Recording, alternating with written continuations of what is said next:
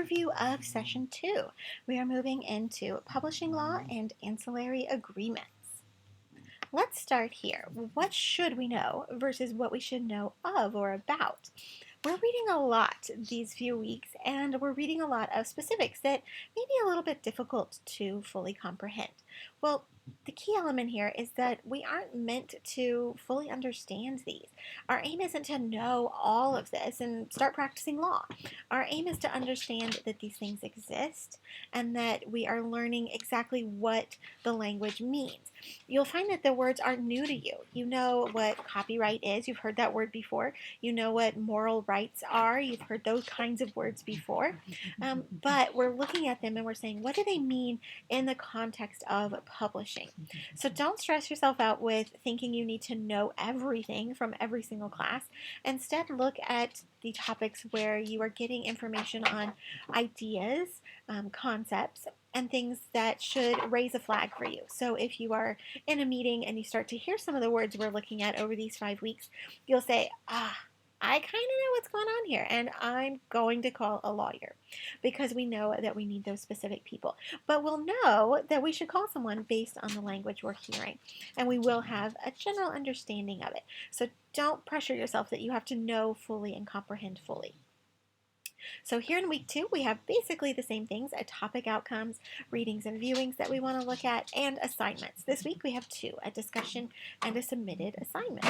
Our 2 topics are, first, to explain what is covered in your intellectual property rights, and 2, to identify a case against the fair use balancing test.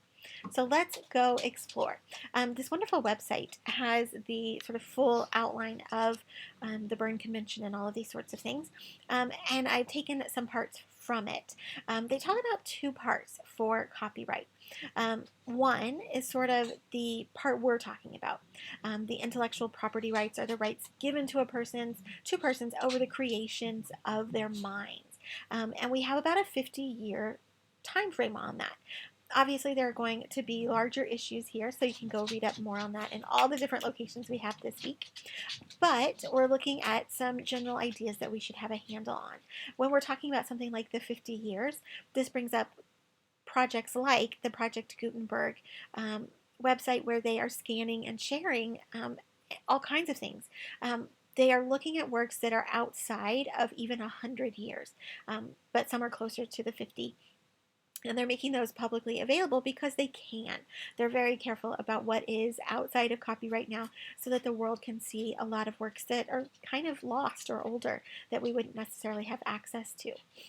And they talk about industrial property rights, and that those are more around 20 years. And I think the key element through both of those ideas was inventions and industrial designs and trade secrets.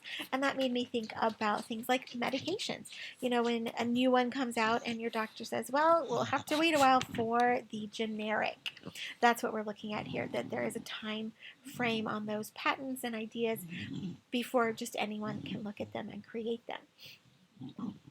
So let's look now at these fair use balancing tests that we're doing. We're going to have the write-up as our last slide again, but I wanted to talk about some interesting things that came up when we were looking at our Session 1 example.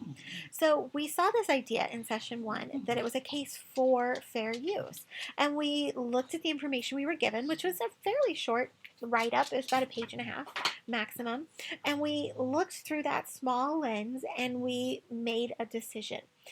Then we kept talking and we kept discussing and seeing sort of where it was going from there. And by the time the whole session was done, a lot of us said, well, wait a minute, it started off this way, but now I have a lot more information. And I'm not so sure that I was correct, that I made the right choice. And I want you to know a couple of things about that kind of process. We are being given a window, a small amount, and we are looking at things like financial outcomes. Those have a big impact on court responses, and we are making a summary judgment. It is quick, it is not necessarily detailed. We're just looking at a couple of things. But let's talk about that idea. First off, let's talk about what we are given. Anytime we're out there in the world, we could be deciding what to get for lunch. We have to, at some point, take what information we have and say, that's it. I'm not researching more. I'm not looking more. I'm not thinking more. I'm making a decision based on what I have in front of me right now. And that leads to two kinds of decisions, correct and right decisions.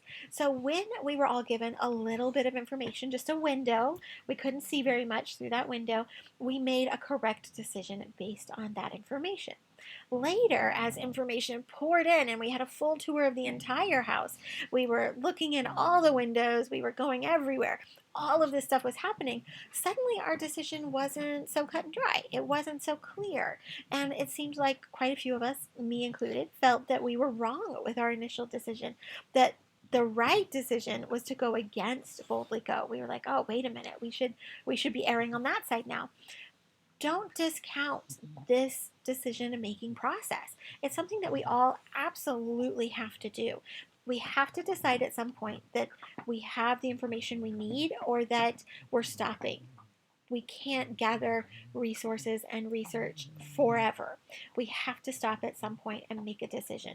So the correct decision with our tiny window was to agree with Boldly Go. In the end, the right decision, so some of you made that right decision anyway, was to go against it. But don't beat yourself up on that. We're doing it again. We're going to look through a window and we're going to look at a little bit of information. And part of that is that we're looking at time.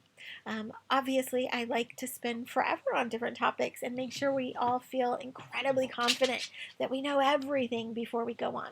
But that's just not how the world works. It's just not possible. So when we take our little nugget of info, we peek through the window, we make a choice on that. If you have time, if that is an option for you, you are absolutely free to do some more work, to find more information. But please never feel pressured to do that. I talk about this in another video I have about word count. What we're doing there is we're saying, if it's X many words or X many pages, I'm telling you how long I want you to work on this. If it's 500 words, I don't want you spending a week on it. If it's 5,000 words, I want you spending 2 months on it. It's really different parameters with each item. So here we're looking at that. What can we do in a day or two? What is going to help us make a decision, help us think through some issues, but not just drown us in information? And so we may end up making correct decisions based on what we know at the time, and we may regret or alter those decisions later based on more information, but don't pressure yourself on either side of it. Ideally, we'll just stick to what's in the classroom because that in and of itself is going to come up with great discussion and great points. And we don't need to spend forever on any particular assignment. We have lots of different ideas to explore. When we're looking at this particular case about Salinger, and his work, all of his sort of letters and personal information, I wanted to talk about sort of some things that authors have done in regards to this. So quite a few famous writers have left directives for their works. Authors who have burned their own work before passing on to make sure that their decision was honored. This is a very, very short list, but people like Gerard Manley Hopkins, James Joyce, Robert Louis Stevenson. If you read... the name just left me. I will post it with everything else. There's some wonderful poems by Hopkins that are widely read still all these years later. But these authors said, you know what, I don't trust anyone. I've said burn my work, but I don't believe people. I don't trust anyone. So they burned it themselves. And others have left us with some really interesting posthumous stories. So, for instance, Kafka. He burned some of his own work, and he asked his friend to destroy the rest. So now you'll be clued in as to why these gentlemen said, I don't trust anyone, even though their time frames are different. His friend did not honor his request, and so we have 3 additional works that would not have existed. Also, Emily Dickinson, she had very few of her works published, her poems, during her lifetime. But we have some really interesting pieces. We have a collection of not all of her works, but of a handful of them, where she was putting them on like little folios and binding them as sort of booklets. It gives us a series of questions on whether or not she was sort of thinking about, if I publish these, how would I want them to sort of be put together? The people she left her work to, obviously they published it, and she's become, a tremendously important American writer. But what did she really want with that? She was incredibly private in real life, and that could change, right? Like if you personally aren't going to see people's reactions, that's quite different than when you were reacting in real life. But it leaves all sorts of interesting questions about how she possibly envisioned them actually being published as a book, with how she rewrote them, how she put them into sets, how she bound them together with ribbons. All sorts of interesting ideas happen here. And a very recent story, which I found really upsetting, was in 2015 when Harper Lee released a new novel, Go Set a Watchman. And at the time, it felt very wrong to me, and I didn't know why. In the end, I made the right decision, but it wasn't the correct one at the time, because everyone was like, this is very exciting. Like, she's decided to share it. And I thought, this feels very strange to me. I'm not alone in that, by far. But it felt very odd for someone who had such strong feelings about what she would and wouldn't share of her work and of her process, to suddenly say, yeah, print it. This new, magically new work. And of course, as it was explored, it ended up that it was just an early manuscript from To Kill a Mockingbird. But the people who were involved in this obviously made quite a lot of money, which is, I think, why it felt so wrong in my soul. And again, we're back to it. What is the financial outcome of these different decisions? And, who has those rights? The author does, obviously. So when we're looking at Salinger, and I want to give a quick side note to this, please explore your area. See what collections your local university has. I'll use some examples from UT Austin.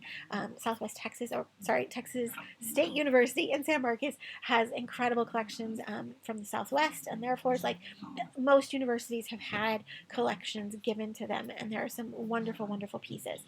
So let's think about these concepts not in terms of sort of what is the law, but let's just think about ourselves as human beings, because remember, we're talking about these rights that we have as humans to have control over our creative works. So first off, do you see your letters, your emails, your texts as different or the same as your writing? You're writing for courses, or your writing that is aimed at publishing.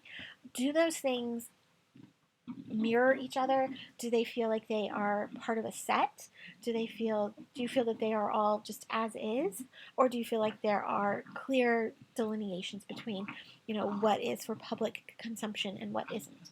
And what does consent look like when we talk about written works? I hesitate to share this. I know I have heard it multiple times. I believe it was at the C.S. Lewis Foundation weekend that I went to years ago in San Diego. But they talked about Tolkien not being ready to mail out The Lord of the Rings, that he kept rewriting. And that's obviously something that happens to many of us, where we get sort of stuck in that cycle. Well, Lewis and another Inkling, I couldn't find the details to tell you exactly who, were like, you know what, this is ready. And they just sent it off. And obviously it was published, and it's been, a huge hit. But how do you feel about that? Is that good or bad?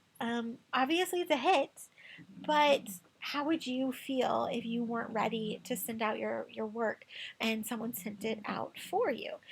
Is that about consent? Is it about respect? Does the outcome suddenly mean forgiveness for the means with which it was achieved? What does that situation really mean?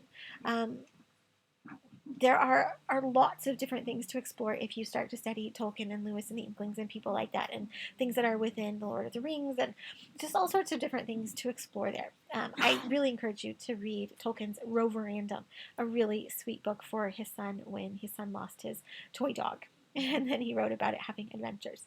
So is that right? Is that okay? Do people have that right with your work? If works are in a physical location, is that somehow different from online or in a book that you could, print, purchase, take a photograph of? For instance, in the Ransom Center at UT Austin, they have incredible collections, but you can't really just walk in and see anything, right? It's not a complicated process, but it is to ensure that everything is protected and well cared for and supervised. We don't want someone coming in and burning something. So you have to do the basics. You need to fill out a form, make arrangements. And this is true for many, many, many places. If you're going to the British Library, if you're going to look at something more than just what's on the stacks, any of these kinds of library situations, that's what's going to happen. They're going to say, well, why? And a lot of it has to do with protecting works. We don't want sunlight on them. We can't touch them a lot. The use of gloves is no longer encouraged because it actually leads to more tearing because we're not sort of more careful with the pages that way. So there's all kinds of things involved in this. Does that make it really different? The fact that you have to fill out a form, that you have to go to a place in order to have that experience. When we're looking at what we're talking about with Salinger, that person is taking everything that you would physically need to go there to get and saying, well, I'm just putting it out there for the world to see. And I think that it's more in all of these cases than the question itself of like, is this X or Y? It's what are the ideas behind this and how do they make me feel?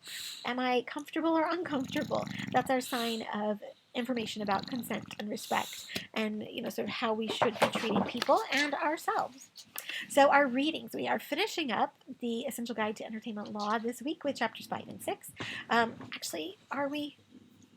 I should not say that. I need to double check because we have some appendix elements that we're reading from one of the textbooks, but we're getting there. We've made a lot of progress on these ideas. Remember, you're looking for general insights. You're looking at that detailed index to know sort of what to look at.